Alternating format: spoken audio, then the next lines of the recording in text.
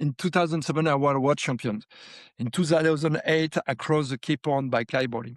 And I was super curious because that was the first deep power like that I've ever seen. And that worked very well. There are a few things that I addressed in my video where I thought it was just not quite there yet. After half an hour, we don't have any arm. You cannot depower nothing. When the gust arrive, you just overpower and you cannot control nothing. This episode is sponsored by Foilsessions, the app that tracks all your foiling sports. That can be pump foiling, wing foiling, parawinging, you name it.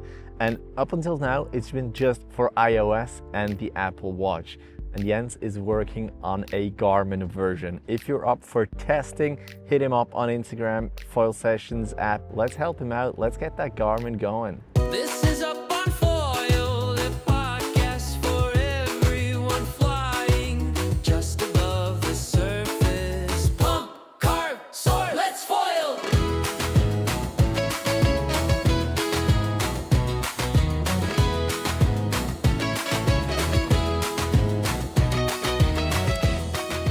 This episode is also supported by SurfEars, but more on that later. Welcome to Up on Foil, the podcast where we talk all about foiling. This is episode 102. And let me introduce us real quick. I'm Matt. I'm an intermediate foiler, mostly parawinging right now. Like I had over 40 different parawings in my hand. And with me is Bruno Sroka, 3-time world champion in kitesurf adventure. And he has his own foiling brand. And today, Bruno, I would love to talk to you about your personal story, the story of your brand, and then of course we're going to touch on that Parawing, that Fynix with that special push bar system. First of all, thank you for coming on the show, man. Is there anything I forgot to mention right away? No, perfect. It's just perfect. So I don't say nothing. It's perfect. When was your last session, man? When were you on the water last time? Brittany, where I live, exactly in Brest, just close of Brest. And when I watch you, I just turn a little bit my eyes and I see the oceans are just there. So it's just close to the house. Very nice. Were you out today? No, not today. Today was no windy. So I was on a beach testing something, but not on the water. All right. All right. Maybe before we get into like the gear that you have, maybe we can take a few steps back. You come from kite surfing, but was that your first water sport, or did you start like many of us did with sailing maybe?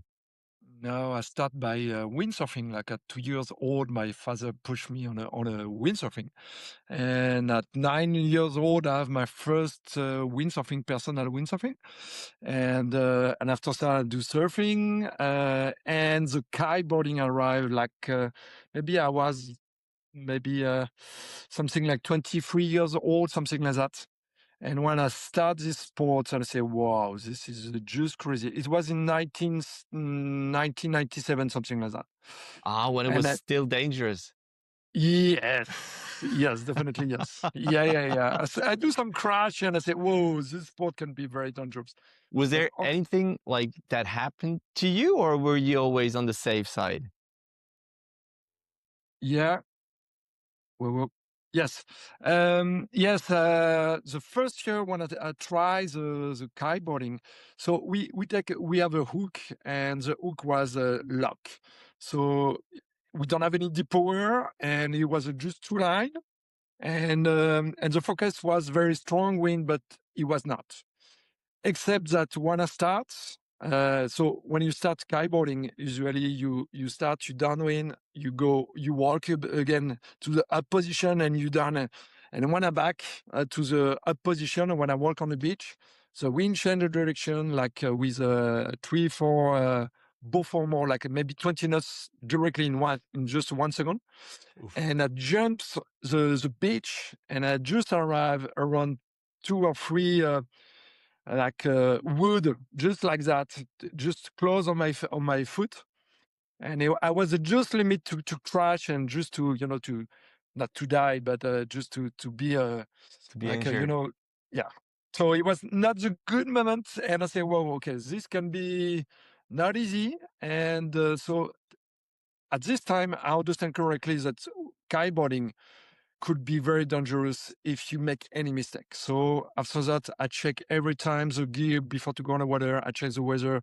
I check almost everything to be sure that if you have something, you need to anticipate the problem and not to be on the problem and after to think about the problem. But still, like that incident didn't stop you from continuing kite surfing. Was it maybe even the moment where you thought, well, I want more, but just on a safe side, maybe? No, because it was just the beginning of the sport. It's just crazy when you start the new sport and nobody. Maybe in Brittany we was maybe 5 or 6 people on the water, so we was a pioneer, something like that, on a beach, and you learn every day something different. So you want to push, and I was lucky to continue because I'm here. And then that led to 3 world champion titles.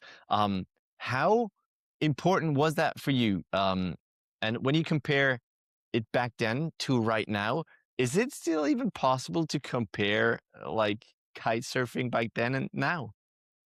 No, it's the feeling come from I live I born in Paris, close of Paris, and definitely I dream by the boat show in Paris during a long time when I see Robin Esch, Jonathan René, Robert Territeo, Mickey Eskimo, all these guys. It was just my dream. And I say always to my parents, I want to be a world champion. And my parents said, no, it's not a job. You need to work, you need to study, and after you will do what you want.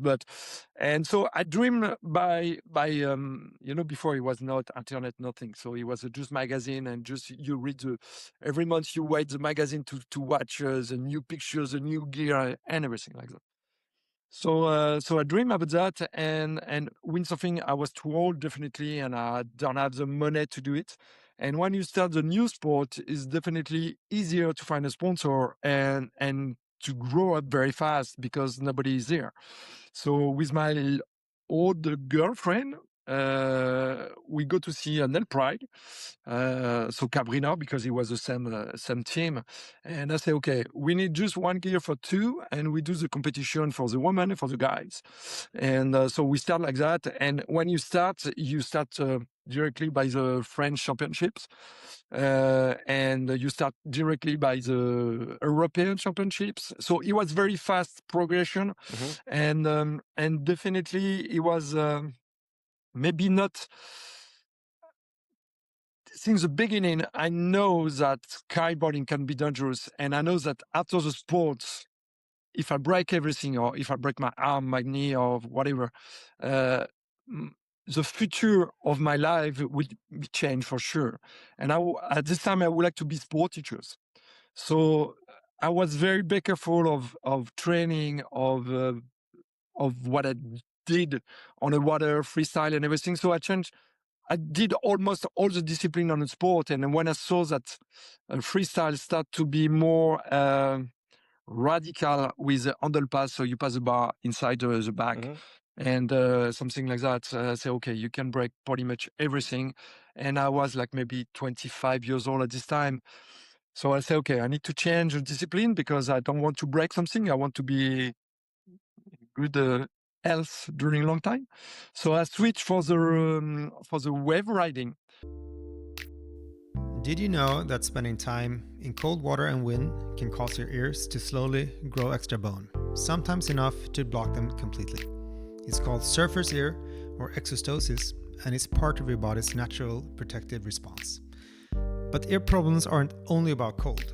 Warm or polluted water can also lead to swimmer's ear, infection and inflammation, whether in pools, lakes, or the ocean.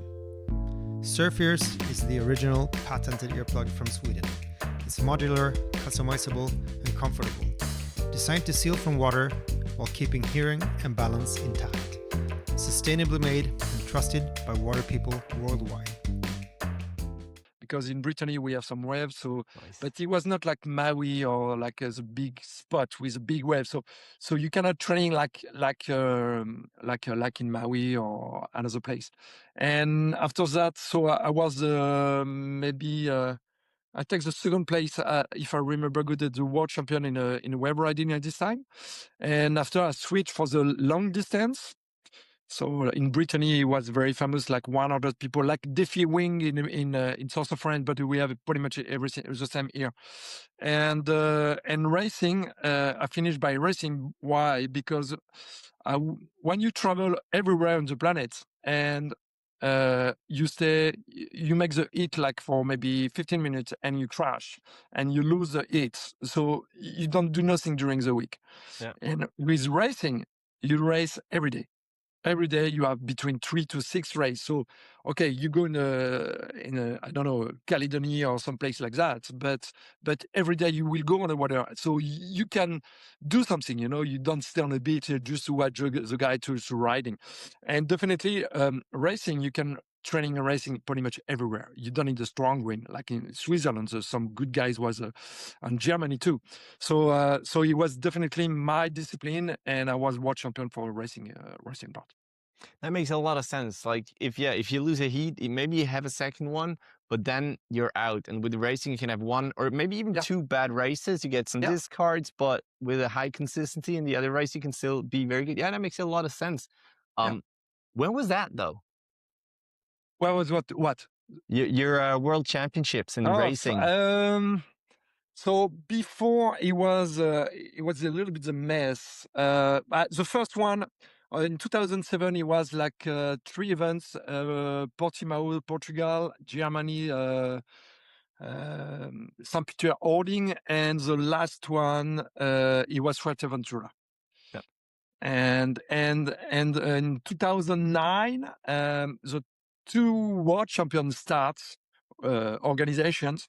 And so I decided to say, okay, the only way to be world champion is to win pretty much everything. So you need to win the 2 world champion competitions. Yeah. So during 1 year, I make like 16 competitions and I win 14 competitions. Oh, wow. So I win pretty much everything, and but I just travel all this time. Like I switch between one event to one event to one event. So I never come back in my home during pretty much 1 year. But how is that even manageable? Like you just said that you got your Neil Pride gear, you got it for Yeah. you and your girlfriend, but I mean the Yeah, but sponsors, I it assume was it was pretty difficult still. Yeah, no, but it was a little bit more difficult like that. In 2007, I was world champion. In 2008, I crossed the Cape Horn by kiteboarding. And I'm the only guy to cross the Cape Horn. And so I lose my sponsor at this time because I lose the first competition of the year. So I know that 2008, it was no competition for me anymore. And in 2009, I meet one friend of me. His name is Paulo Orissa. He's old windsurfing, like Robin Nash. He's a friend of Robin Nash, Robert Teriteo, Bringal, all these guys. And I meet him in Brittany because his wife is a Brittany girl. And I say, I was world champion. I want to be again a world champion. He said, okay, it's very simple. You come in my way. We're developing the board for you, and you do step by step, one competition by one competition. So I contact again Cabrina because I changed for the Cape Horn. I changed to Tycoon sponsor. And so I start again to contact Cabrina, and I say for Cabrina, okay, I want to be world champion. And so sponsor me again. I will be for sure. And he said, no, we don't care about you anymore. Oh, So wow. I contact the French division of Cabrina, and I said to the guys, okay, you give me just the price of the 5 kite. That's it. Your kite is yours. In the end of the year, I will give you the kite. And with this budget, I will do all my years. So with 3,000 euros, I have only one chance to win each event, to take the prize money, to pay the next one, Oh, wow. and to pay the next one all the time. That's a lot of pressure, man. Yeah, and I was very motivated. You can for sure I was very motivated.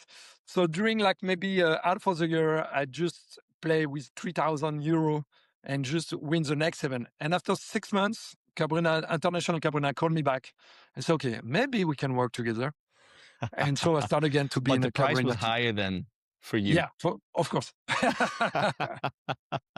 Of course. That is amazing, man. Those were different times. That's 20 years ago. But you just addressed real quick something that I want to get into as well, like your rounding of Cape Horn, because that is so incredible. I mean, I've never been there. I've seen images of these Volva Ocean races going around, nasty weather, lots of wind.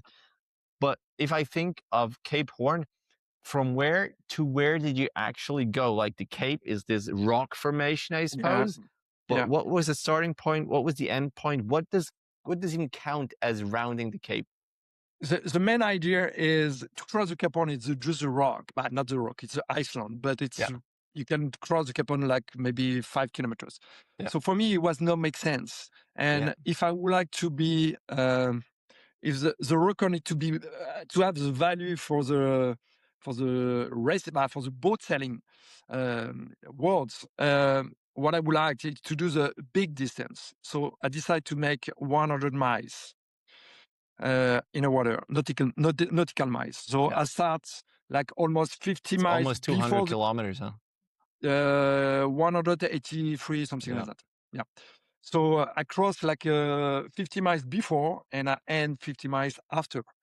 Okay. And so I crossed the Cape Horn during like, but this project was approximately 9 hours kiteboarding. And it's just a crazy condition because you cannot, it's not possible to explain the feeling that you have in this place. It's just crazy. Like during like maybe 3 hours, you take the ice on the on the face, it's not raining, but it's a small bubble of ice. Shit. I don't know the Yeah. name in English. And so it's you kite like that and you say, fuck, what I'm doing here. It's crazy. Just and just after you have just the sunshine to arrive, just to give you the light just on you, like like the Jesus to give you the light, like the big light. And just close of you have a dolphin just to make the salto in front of you, and just after that the eyes come back again. So the feeling is you don't need. It's like a little bit of Air One Geoffroy to make the crossing by downwind. We talked like 5 days ago about that. And when you are in a project like that, you stop to thinking. You think just step by step. Okay. And if you feel that you need to do 9 hours riding, mentally you stop. cannot you stop everything. So you need to say, okay, I will go in this place like 5 meters front of me, and step by step you continue, and you don't see the time. So you need to stop to think, and after you go. So I lose like 4 kilos during the crossing, something like that, in just 9 hours. Yeah, because I forget one thing. The project is the most complicated part of the project is if you lose one point, one small thing, you can lose the project. Like for me, the problems that I have, I forget to take the camel bag, so to dry to have the water inside. Yeah. So the only way to drink is to go close of the boat, take the bottle on the hand, drink, put the bottle again on the boat. Okay. But when you ride like 2 hours, it's okay. But after 6-7 hours, and you have 6 meters wave inside, so you need to coordinate the movement of the boat. Your movement inside. Sometimes the kite move a lot and very gusty because you have the sail just in front of you. So it's just a mess. And 2 or 3 times, I was just limited to crash on the boat. So I said I stopped to drink. Because if I drink, I can crash. And in Cape Horn, when you cross the Cape Horn, you cannot just turn with the boat and back. Yeah. You need to turn around the Cape Horn and back again. So you need to do the big circle. So you stay in the middle of the ocean with nothing. And if you have any problem, you're here. That is crazy, man. When was that? Was that in 2006? 2018. April 2018, it was the first depression of the winter. So the snow arrived. It was 4 degrees outside. The water was 2 degrees Celsius. So if you have any problem, it could be the big mess. That's Definitely. crazy. But like it's a while back already, but it still feels when you talk that it's still very present. Like Yeah, but definitely every day. Every day I think about this place. This place is just magic. It's the only place that when I find in the planet. Well, I don't visiting everything, but Yeah. you cannot control nothing. Like the first start when I try, I changed like maybe 5 times the size of the kite because the wind changed directly, just like that, the wind. And we try 5 steps. 5 times we try to get up on the board and to leave. And the wind passed between 5 knots to 40 knots in just 2 seconds. So you prepare everything on the boat. So it's not easy. So you need the time. You take the small dinghy, you go in the water, you detwist the line, you launch, the wind get up, you need to put down the kite, start again, blah blah blah, and you start again like five times during the day. So it's definitely something like when you cross the Cape Horn, definitely it's like for the life you will dream about the project for sure. Yes, that's amazing. I mean, it's really cool that you have something like that in your life that you can always look back on, and which was obviously super fulfilling. That's super cool, man. Yeah, this is a very good feeling. Definitely, yes. I always imagine if you have done a project like that, after finishing the project, you're pretty much done, you're exhausted, but maybe you think about another project like that. Has there been a time in your life when you thought, well, that was Cape Horn, there are other capes, there are other places to do some crazy stuff like that? Yes, yeah, definitely. I would like to cross the three Cape. So Cape Horn, Good Up, and the last one, Lewing Cape in Yeah. Australia. So I go to visiting Australia to see where is the Lewing and to cross everything. And you have a story around the pirates sailing boats during a long time. So when you cross the Cape Horn, normally you can put the D-ring on the left side. When Yeah. you pass the Cape of Good Up, you can pee face of the wind. And so everybody takes the water, but not the water, but the pee on the face and everything. Yeah. And when you pass the two Cape and you finish the last one, you can eat with the feet on the table. So I would like to take this dream and to make it, but the problem is like all the project adventure, you need to find a budget. Yeah. And to find a budget, you need to find a big sponsor. And it's exactly the problems that Air1 have actually. If you want to do another project, you need to find another sponsor. And you lose a lot of energy to find a sponsor for something like is completely different and completely out of the market. And you need to be lucky to find the budget for the project like that. Yeah, that Definitely. makes a lot of sense. Maybe we can swift over or move over to you starting your own brand, because maybe you were looking for a sponsor, there was no one there, so maybe you thought, well, I'm gonna have my own brand and be the sponsor of my own adventures. Was that why you started, or did you just No, were no, looking at all the gear and thought like, well, something is missing, I need to invent it myself? no, it was not like that. Definitely not. No, the idea was after the Cape Horn, but the final idea is to cross the Atlantic Oceans. And so the first step, the next step was to cross Brittany to Ireland by kiteboarding. So I did it. And after this one, normally it was to cross the Mediterranean from France to Tunisia. And the last one, it was to cross from New York to Brest. Yeah. Wow. The main problem was the same, to find a budget to do something like that. And so I don't find the budget, and I was very tired to compete because you travel everywhere. You just stay on the airport all the time. You need to fight with the company for the travel bag and everything. So it was not very, at the end, when you're young, it's super funny. But when you have like 35 years old or 36 years old, you want something different. And so I was sport teacher, so I have two options: create my own brand because I'm developing the racing part for Cabrina at this time, or second part, I was a sport teacher in high school in Paris. So the choice was very fast. No high school in Paris, so I create the own brand directly like that. So it was the main idea to make a job for me and not to live in places that I don't like to live. That makes a lot of sense. When I like think about big projects like the one you just described, starting a company is like a whole different thing. Like, even though it sounds risky to go around Cape Horn, starting a business sounds so much more risky.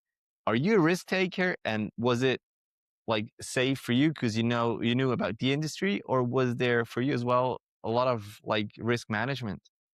No, I don't know nothing of the business. Definitely not. I was just a rider, just a tester for Cabrina. I just developing the race. I know how to developing the gear because to be world champion at this time, you need to we developing the big race board. I don't know if you remember that. It was a board very wide and with a big fin. So Paolo, my friend, and me developing this board. We was the first guy to have the board like that. So I know how to developing the gear, Mhm. but I don't know how to make the business. Definitely not. And so I meet one guy in France and here in Brittany, and this guy have a business for the dinghy. And he was, I think, maybe the second. He was the old windsurfing competition guys, and the guy was very strong for the business. So I say, okay, we make a business together. We start together. You pay, and are developing everything. So he said, okay. And so he put a little bit money on a company, and the company started very strong since the first year. And so it was pretty much easy because it teach me everything to understand how to make the business. And he have all the contact in a factory in China because he worked with Chinese factory already. So it was pretty much easier to develop everything. The most complicated is to make everything with two people. I worked just with my wife at this time, and it was not easy to understand everything, to do pretty much everything, to contact the factory, to work with the factory, to developing, to ship, to make the to find the dealer and everything. So it was a big stuff, but it was not. It was less risky to do that to work in high school and be not happy of what I'm doing because I don't like to do it. So when you motivate, you do it. Yeah, I mean, that makes a lot of sense, Sills. I would be so scared of like going at it. What did you start with? You were into kiting. Did you start with kite gear? Was that No, like your main thing? no. We start by a stand-up paddle, inflatable stand-up paddle, because it was easy to make it, and you can put a lot of board inside the container. Yeah. And the second year, we create the first kite foil productions. That means that, like maybe in 2014, we sell something like 600 or 700 set of winds of kite foiling in the market, US, pretty much everywhere. And after we start by kiteboarding, but I make some hold up for the stand-up paddling and in kite foiling. Why? Because all the commercial agents know me because I work for Cabrina during the long time, and all the Yeah. dealers in France know me. So I say, it's very simply, you work with me, or I make the business alone, but against you. And the guy say, okay, we will work with Sroka, and maybe the gear will be not enough strong, and maybe 1 or 2 years it will be dead. So, but unfortunately for these guys, I make the good gear, and we make a very good gear, like for inflatable table, and we are almost here again to sell a lot of paddle at the moment because we make the good quality at the good price directly. And so we have some guys to continue to ride with the gear from 2014 for kite foiling or for paddling. So definitely we start by something easy and we start to grow up. And I do the same with kite foiling. But for kites, all the brands know my strategy. And so block me on the shop and say, okay, if you work with Sroka, we will not sell anymore our gear for you. So I was blocked for kiteboarding like that. Okay. Oh, And wow. and B2B, B2C, sorry, not existing at this time. So you need to pass absolutely by the shop and dealer. So I lose the market of kiteboarding, but kiteboarding is not dead, but it's down very fast. So It must have helped that the new sports like winging and now also parawinging, I don't know, subfoiling, pump foiling started to come along because, as you said, with new sports, usually there's excitement, people still working on. There's still some space to get into with a company. Did that help you as well? yeah, definitely. When a new sport arrives, you need to go directly on the new sport. If you don't do it, you cannot grow fast. And if you wait, like some brand, like I don't know, I don't have the name in my head, but some brand to wait to say, okay, we will see if the wing foiling will arrive, and we will see how the sport will develop. It's too late. Finish.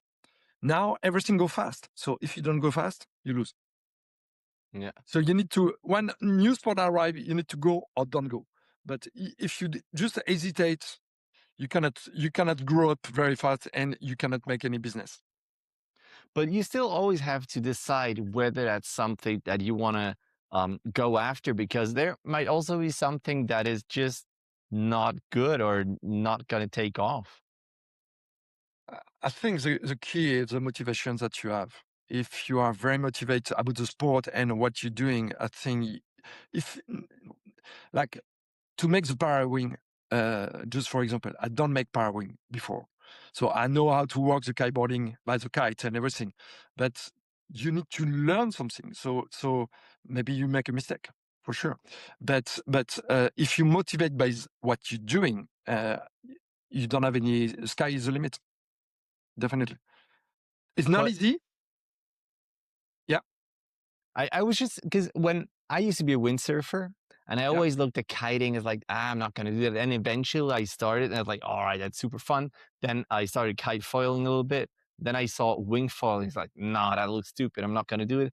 Then I started doing it eventually. And actually, it continues to go like that. Don't you have sometimes a new thing that pops up and you're like, well, that's not going to work. That's not going to take off. Or are you always that interested and always think like, well, that might be something I want to try it? When I saw the first wing foiling, I say, what is this fucking thing? I say, Right. yeah. And when I try, I say, okay, I don't want to leave. I want to understand if it's good or not. So I buy one gear and I test after just one side, I fly, and I say, whoa, they're just magic. So when you look, it's not funny. But when you try, and it's pretty much the same with Parawing. When I tried the first Parawings that I bought before to make it, and we was with my friend Gael to developing a bat to make some image for kiteboarding. And so we buy just one to try, and I say, what is this thing? After half an hour, we don't have any arm. You cannot depower nothing. When the gust arrive, you just overpower and you cannot control nothing. And it was so hard, so something completely different that we feel the feeling of what it will be, but the gear was not ready to be good enough to take the good pleasure at this time. And so the key is, if you see not the future, but the good way to developing how the sport could be, you can go. And few time it was pretty much the same, like pumping. When you start the first pumping, it's you crash, you make just 1 meter, and even you make 1 meter is good. So you just stand up on the board and say, Yeah. do like this thing during like I don't know, 2 weeks before to make 10 meters or something like that. It not make sense. But when you try and you progress and you say, whoa, oh, it's funny, and step by step you progress and you understand something and you continue and you're developing. So I think for all the sports it's you need to have a time to understand how it's working and to progress, to know how to learn something different. And when you learn and you progress, you can continue. If you don't progress because for any reason, you start to be it's boring for you, and you stop it. Yeah, I get that. Do you do all the sports of the gear that you sell? Yeah. I test everything. I'm not expert for everything for sure, because definitely I don't have the time to do pretty much everything in strong way. But yes, I test every gear, every sport, and some sport I'm not super good because like pumping, I don't have the time, especially because we live in Brittany. In Brittany, it's always windy. So when it's windy, you want to kiting or you want to windsurfing or you want to wave riding. You know what I mean? So, and it's except maybe Yeah, the summer. 100%. I would Yeah. love to not pump. I would like to pump, but I don't have the time to do it. But if I can choose between a day with wind or a day without wind, I'm Yeah. always opting for the day with wind. Yeah. That's for sure. For sure. But maybe let's get into that latest invention. Let's get into that parawing. And you said that you had a parawing which was not good, hard, difficult depower. And parawings have come, like they've taken off. They've become way better than they were a couple of months, years ago. Do you remember which one you had? Maybe you don't want to name the brand, that's fine. And then were you immediately thinking about changing that system to this push bar system that you have? Or did you try with the regular easing out and sheeting in as the other parawings have? Directly we find that we want to have the push bar system. We don't know how to do it, but I come from kiteboarding. So for me, and when you cross the Cape Horn, or when I cross France to Ireland, you cannot change the gear. So you need to have, I developing the, like maybe my depower for crossing, it was something like 1 meters. So I can increase the range of the kite strongly, that if the gust or if the wind get up increase during the crossing, I can continue to ride. So for me, when you cannot stop you cannot control the power, it's more complicated, because I come from controlling the power all the time for kiteboarding and for crossing. So definitely when I was out of the water, I talked with Gael and I say, we need to find something that we increase the depower. So we don't know which way how to do it. And I don't remember if it's Gael or me, it says something like we need to find some solution like kiteboarding. You push and you decrease the power. So we have the idea, we don't know how to do it, but we work on the system since pretty much 1 year's half. And the project was on 1 year's half. We don't find the good way to do it, so it take a time, and we need to progress again, because some part is not perfect, for sure, definitely. But I think the future of the sailing and parawing is to control more depower. If you have more depower, you can increase the range of the wing. You don't need to have one more parawing on the back and just to change when the gusts come and everything. So maybe it's not the good way that we are seeking is the good way, but maybe another brand will find another way to do it. And it's a game. I mean, that's super interesting. And I got your parawing, I tested it, I reviewed it. There were a few points where I thought, well, this needs some more improving.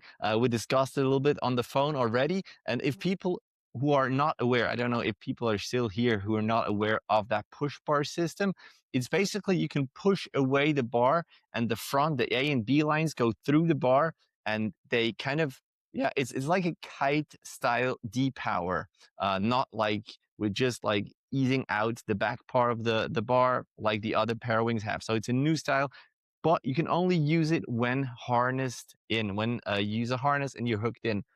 That's what it is. And honestly, that worked. And I was super curious because that was the first depower like that I've ever seen, and that worked very well. There are a few things that I addressed in my video where I thought it was just not quite there yet. Maybe I can say it and then you can tell me why you decided to do it that way, or if you are thinking about like changing it. What do you reckon? Yeah. When we develop it, Gael and me is the selling guys. So personally, I love to crossing. So I love to be outside offshore conditions. So maybe it's a mistake because not everybody want to do it, but I love to be alone just in the oceans and to be with nothing around me, and you go upwind during like 10 miles and just downwind. And Gael live in Ile de Ré, so it's close of La Rochelle, and he loves to make the circle of the Ile de Ré by parawing. So he go upwind in one side and downwind or in the opposite side.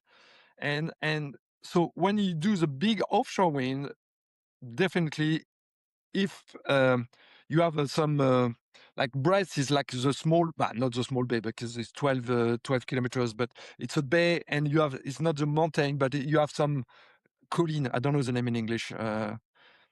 It's like it's not flat. So the wind change all the time directions.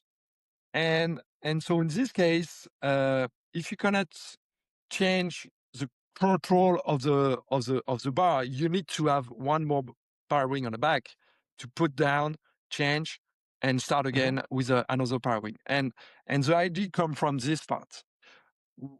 We know that the project was not absolutely perfect because you have, like you said, you have the line to cross on the front. So you have the all the front line here. We continue to have the B line in the middle, and we have a C line here. And so, like you said, the E and B cross inside and go in this way. But when you push, you release the trailing edge, and the Parawing just open and freedom the power. What we would like to do in the future, but your video and some customer feedback push us more fast, is we Sorry our about that. maybe way our way to practice is not like everybody practice. And I talk with a few guys, and the guys say, I want just to upwind 100 meters, and just downwind 100 meters downwind. So I don't need the push bar system, because for 100 meters I can control, and especially if it's not gusty wind. In Brittany or where we live, it's always gusty. You cannot have, except the summer, it's thermic wind, it's just perfect. But during the winter, it's always gusty because you have else around. And so that means that the land creates the acceleration, change the direction of the wind pretty much all the time. It's not possible to do like maybe a 1 mile with the same wind all the time. And so maybe it's a deformation of the area where we are. So since like only pretty much 1 week, we work on a system, and we will do something like that. That the main idea is not pass the line here, but to pass the line inside, and freedom the space here, that you are nothing to carry the bar in this place. So, and we increase a little bit the size of the bar. We are testing with a longer bar to, if you don't want to use a hook, a push bar system, you can just play like everyone, just like that. So we will increase the capacity to use the bar like that with no line on the hand, and just you can accelerate the movement of the Parawing, and you are more free to pack and with no line in the hand, like you said on a video. So we are working on the next evolution right now to modify it just a little bit. The system will be the same, but will be more for people who don't want to use harness all the time. We will have the solution with the same bar, pretty much everything the same. That makes a lot of sense. And really, that push part really worked. Where I had some trouble was, for example, after a jibe, when I was not hooked in yet, there was a lot of power, and it was hard to depower to get it to myself to hook back in. But the depower was super instant, so that really worked. Where I had some trouble as well, and we talked about it, was when stashing, as the lines were super thin, and sometimes when it was still powered up, it was hard to collapse. Also, when I collapsed, then like the little bowl that it made was quite open, so you probably had to stash more just the central lines, but that was hard to find. Are you working on those front lines as well?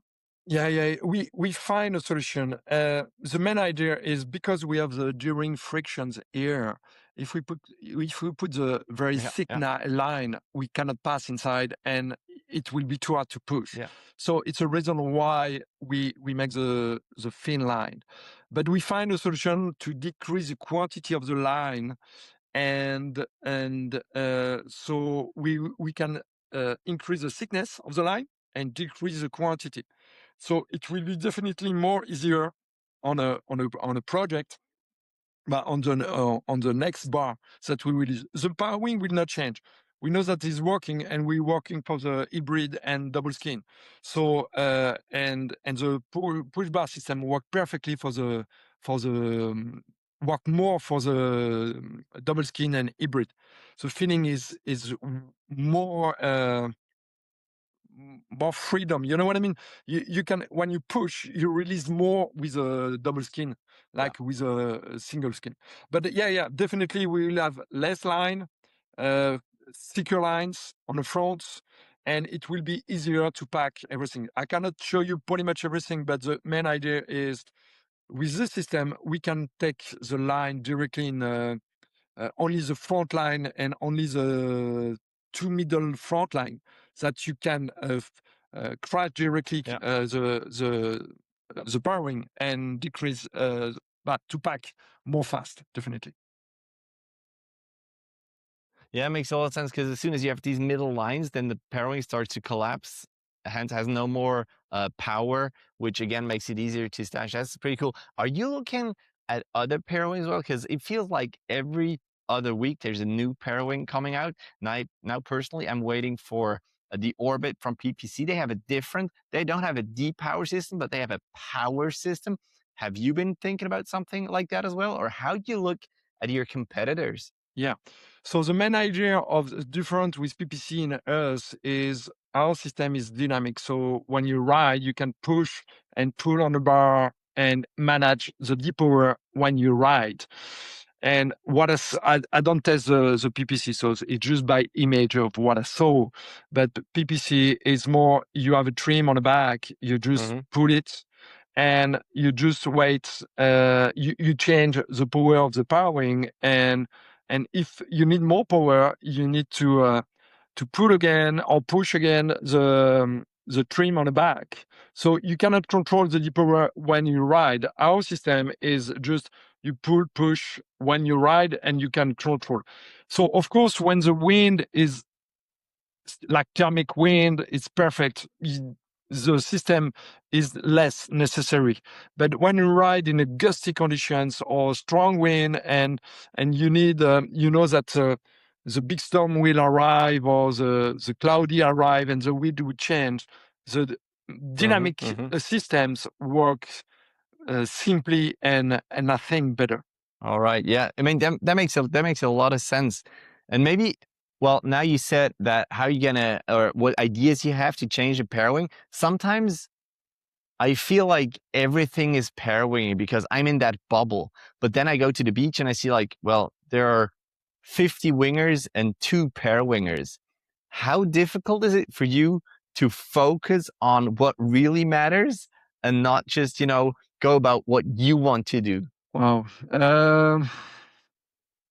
I think it's a little bit like project. When you have a project and you want to realize a project, it's your goal. So you need to focus on just these points. So when we decide to want something deep power, like to create the deep power of the powering, it's just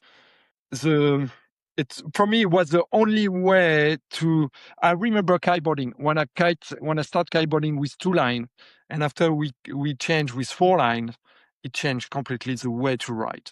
Yeah. And when you have this feeling and you feel the difference between 2 and 4 line in the kiteboarding, you feel definitely the easiest way to ride and to developing the sport. And I think it's just my thoughts. Maybe it's not a good one, huh? But but my feeling, if the parawing need to grow up, you need to increase the range and the facility for the customer to ride. If we are something too technical, too physical, too complicated, basically. Yeah, too complicated. Yeah, people will not go on this sport. And I think when you look at the evolution of the sports between windsurfing, kiteboarding, surf foiling, kite foiling, all these sports, it's just a mix between 2 sports. Like kiteboarding arrived because we make the mix with a kite on a beach, and something like a little bit sailing in the same times. When the wing foiling arrive, it's a mix between inflatable wings, like kite, like the kite did during the 20 years, and falling in the same times. And if you look Parawing, it's something like a mix between kites in one way and surf falling in the same times. Personally, I don't like it. I don't have the energy and the time to make a downwind with a paddle. It's take too much time. Where I live, I don't have the good condition, or it's very touchy conditions. So Parawing gives the opportunity. Yes, gives the opportunity for everyone to make downwind, but in the easy way. And so it's a reason why we push a lot in this direction, because I feel that when you see the rider, what the guy want to do, he want to free fly all the time. And a free fly with a wing is good, but you have something on the back that you need to carry all the time, and it's moving with the wind. It's not it's heavy, but not super heavy, but you have some weight on the back. 100%. Yeah. And when you pack everything on your on a pocket, I don't know, A pouch? Yeah, you are just free, and you just fly on the water like the bird to fly just on top of the oceans. It's just magical. So when you have this feeling, and you can give this opportunity to have very frequently and easily, you want to do just that. Personally, I don't want to wing falling anymore. Actually, it's not boring. I like it, but you need to pump. It takes a lot of space. It takes a time to start, because you need to pump. You need to prepare everything. With the Parawing, you take it. You just launch the Parawing, and that's it. Finish. Easy. I actually got into winging just a little bit because these, gusty, maybe 7, 8 knots to 15. It was just sometimes with the Parawing that can be a hassle. So I went out with a wing 2 days ago, and like climbing over the rocks, I actually damaged the wing. And with the Parawing, it wouldn't have been an issue because it would have been in my pouch, and I could have 100% focused just on the board. But that's just what it is. You're 100% right. I didn't wing for over a year. I did nothing but parawinging, really. So Well, yeah, it's and just to traveling. You want to travel, and you take just a small bag like that, and you have like 3 sizes with you, and that's it. Definitely, yeah. For me, it's maybe one more time. I'm maybe wrong, but I feel that maybe 40% or 50% of the wing folder will change to Parawing when everything will be correct for the customer. All right, Bruno, thank you very much for taking your time, for letting us have a look into Sroka and your company. Is there anything else you want to tell the world? If you have any question, contact me. No, it's just we live by passions. It's we when I create the brand, I make this. I'm dreaming since 2 years old that I want to be world champion. I was a world champion. And after I say, okay, why I don't create the brand?